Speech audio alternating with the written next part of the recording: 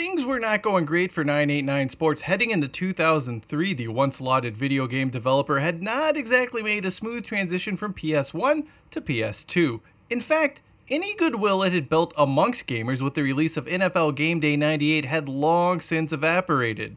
It was a rapid fall for a company that was once seen as a legitimate challenger to EA Sports on the original PlayStation. There were plenty of reasons for this decline, but perhaps chief among them was complacency. Somewhere between Sony Computer Entertainment America spinning 989 Studios off as a separate company in 1998 and bringing it back under its watch 2 years later, the company had lost its way. This complacency only got worse in the PS2 era when competition in the sports space was fiercer than ever, perhaps nowhere more so than in the realm of football. Madden was a juggernaut. With the Sega Dreamcast dying, Visual Concepts entered the picture and blew everyone away with its NFL 2K series. 989 Sports and Red Zone Interactive found themselves well off the pace. The only thing really keeping it afloat was Sony's robust marketing power and some pretty great commercials, most of which were very light on gameplay. That brings us to NFL GameDay 2004. 2003 was a make or break year for the brand. The reset button was hit in many areas.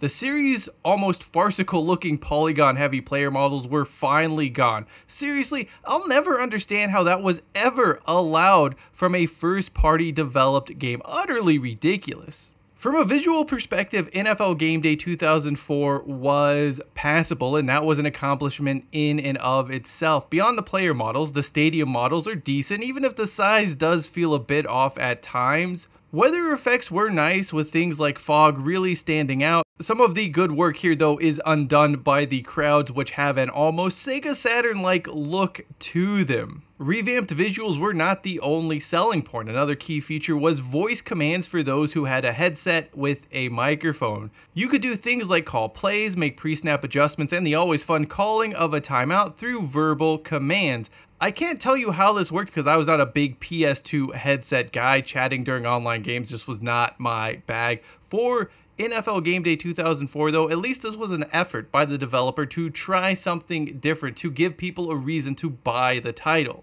Another bright spot was online play, with 989 Sports having mastered this area early on in the PS2 generation. This was lauded by just about everyone at the time for its functionality. The problem, of course, is that good online play doesn't matter if no one wants to play the game in the first place. And NFL GameDay 2004's gameplay is just really kind of frustrating. Not overly so, it just sort of niggles at you like a dull pain. There just seems to be no consistency to it. Catching the ball is just nothing more than a random crapshoot. In fact, you're likely to see players getting trucked mid-air by defenders more likely to catch a ball than a wide open receiver. It just gets to the point where you're just scratching your head wondering what the hell is happening right now. Running the ball is also problematic. It feels like you are out of control until you get into the open field. The first 5 steps or so happen like in an instant, and if you survive that, then everything slows down. It's just this huge, intense burst where you just feel as though you don't have any control of what's happening. Additionally, big bruising runners are just simply nerfed. Dallas Cowboys third string tight end Tony McGee is out here looking like peak Earl Campbell. Again, Tony McGee was a 32-year-old backup tight end, and here he is busting a huge gain for a touchdown.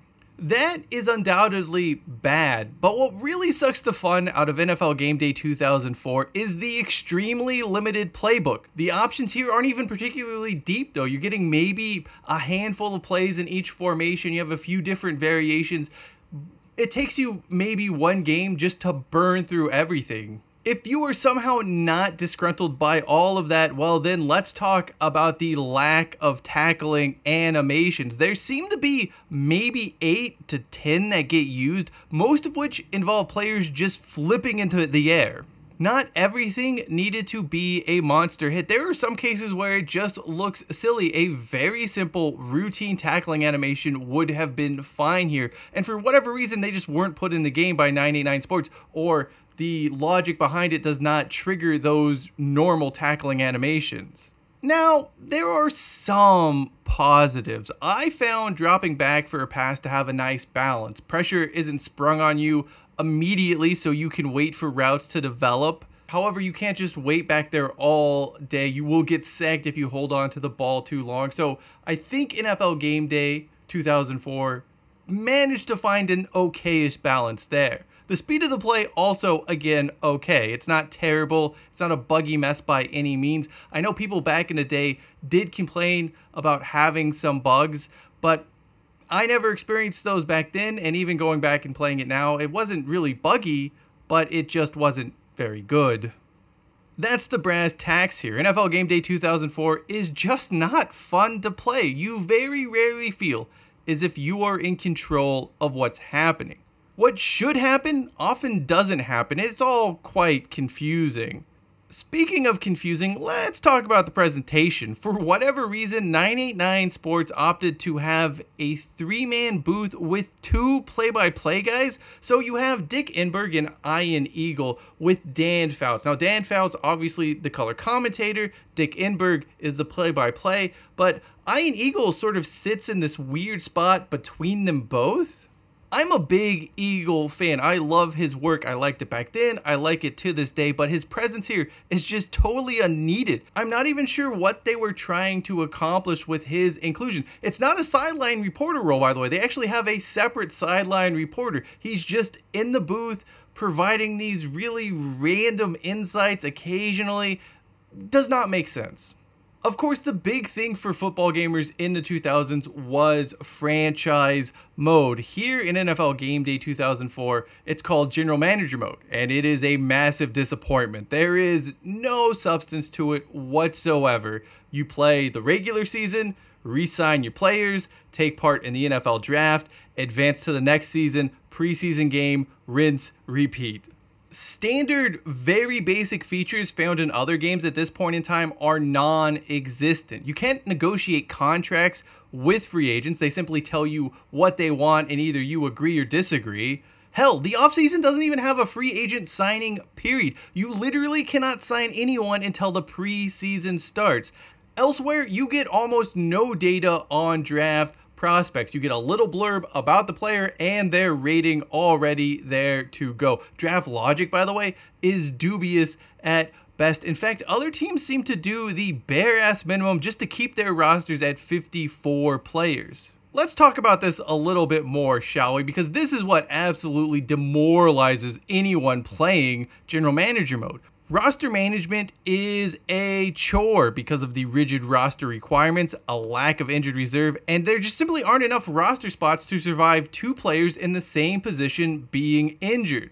At least as a human player though, you can juggle it and make common sense decisions. The CPU logic struggles to deal with this. In one season, the Philadelphia Eagles cut Donovan McNabb midway through because they wanted some extra cap space and they had to have the roster spots to meet the minimum roster requirements.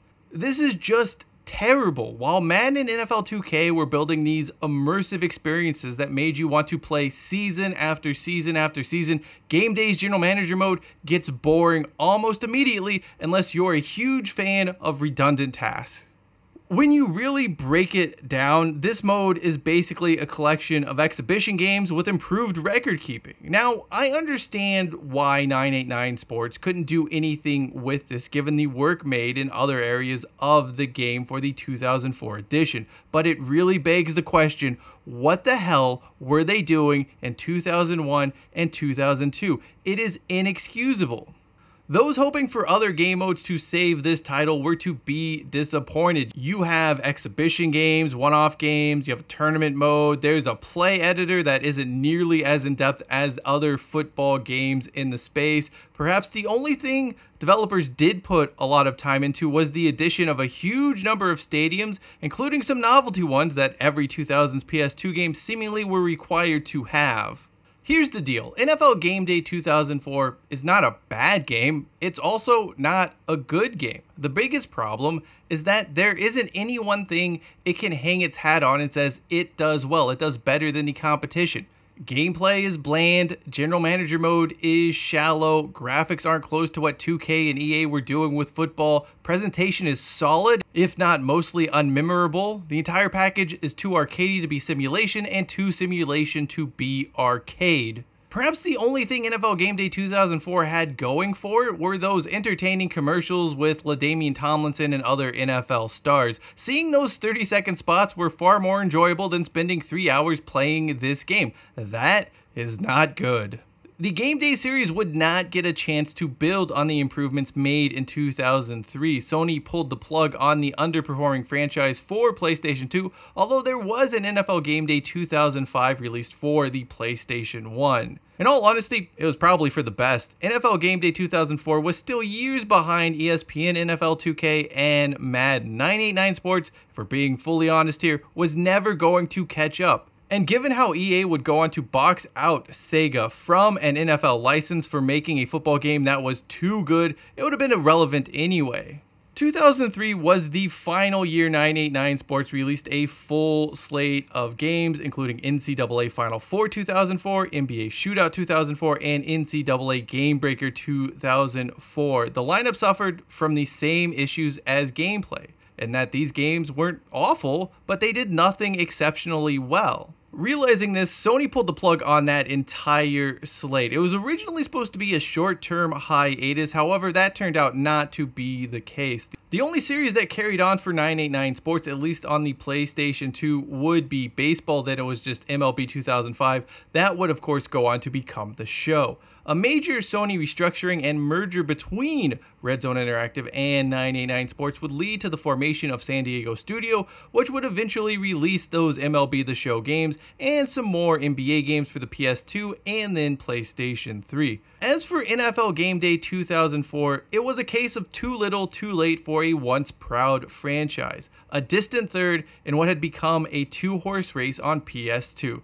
At least, we'll always have NFL GameDay 1998. Thank you for watching this video. If you have any thoughts on NFL GameDay 2004, the GameDay series, go ahead and leave them in the comments section below. Until next time, I'm Cheyenne Hollis. This is The Touchback, and as always, hashtag take it out to the 25.